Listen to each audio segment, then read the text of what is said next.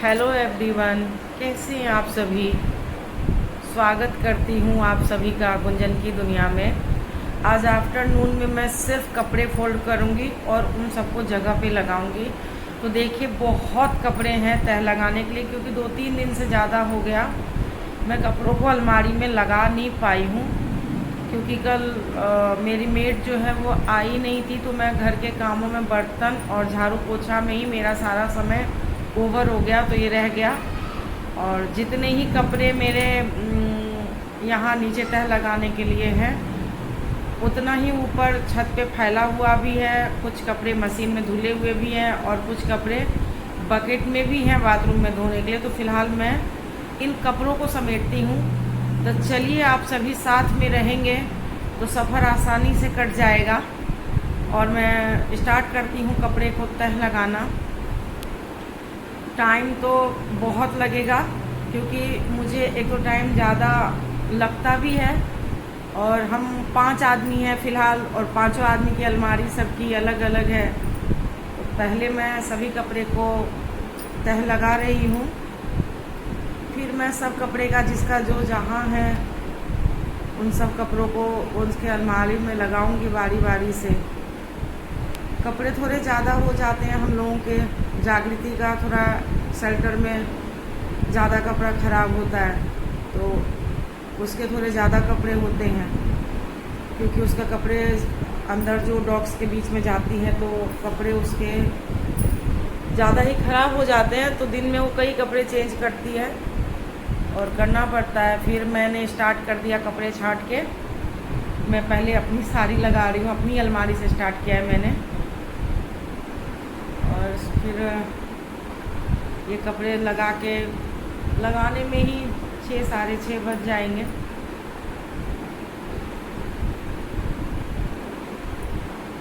और ये फिर मेरे हस्बैंड की अलमारी में उनके कपड़े रख रही हूँ।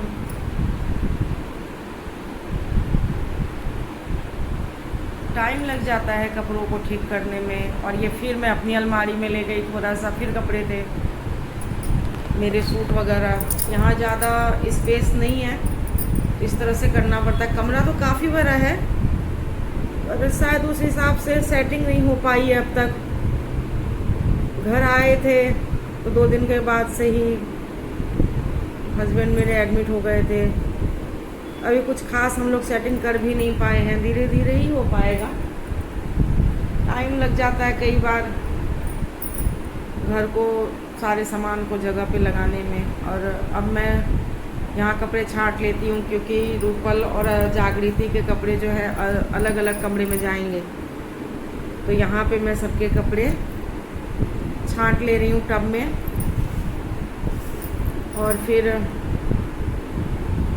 अलग अलग 2 कमरों में उनके अलग अलग अलमारी रखी हुई है, उन सभी को मैं अपने उनके कमरे में लगाऊंगी। और ये मैं जागृति के कमरे में ले जा रही हूँ। जागृति तो अलमारी कुछ ज़्यादा ही बिगाड़ लेती है, बहुत टाइम लग जाता है उसकी अलमारी को ठीक करने में। एक कपड़े लेती है तो 2 कपड़ों को बिगाड़ देती है।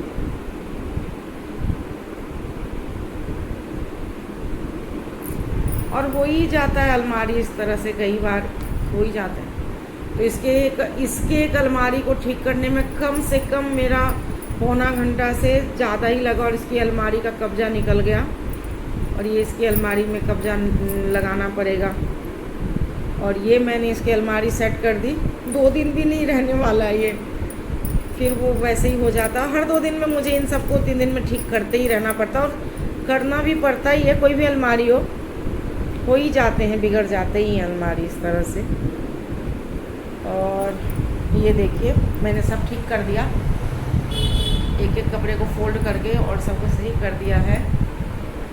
इसका जो कब्जा है, दरवाज़ा निकल गया, इसको बहुत अर्जेंट में इस अलमारी को कब्जा लगाना पड़ेगा।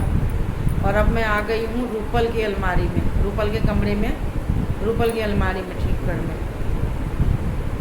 लाइट नहीं है प्रॉपर किसी कमरे में, रोशनी नहीं है सही तरह से किसी कमरे में। अभी देखते हैं कब तक होता है ये सब भी।